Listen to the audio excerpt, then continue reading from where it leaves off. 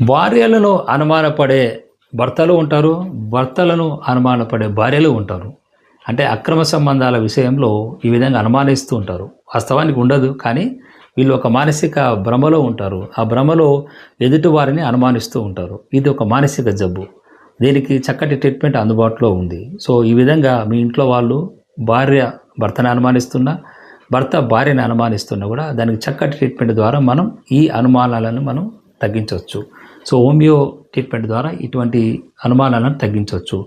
మరీ ముఖ్యంగా ఆల్కహాలు ఇతరత్ర మత్తు పదార్థాలకు అలవాటు పడినాళ్ళు అయితే ప్రధానంగా భార్యలను అనుమానించడమే ఒక ధ్యేయంగా పెట్టుకుంటారు. ఎందుకంటే వాళ్ళని అనుమానిస్తుంటే భార్యను దూరం పెట్టవచ్చు. ప్రధానంగా దీంట్లో ఇంపార్టెన్స్ కూడా వీళ్ళు తాగి సంసార జీవితానికి పనికిరారు.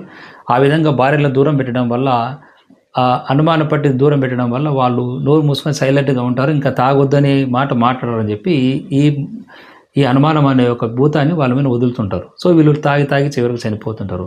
సో ఈ పరిస్థితి మీ ఇంట్లో ఉన్నట్లయితే సో ఇటువంటి అనుమానం కానీ లేదా మద్యపాన వ్యసనం కానీ మానిపించుకోవడానికి మా హోమియో డీఎడిక్షన్ ట్రీట్మెంట్లో వైద్యం అందుబాటులో ఉంది. మీరు మా క్లినిక్ హైదరాబాద్ ఆర్టీసీ క్రాసల్ బావర్చి హోటల్ దగ్గరే ఉంది.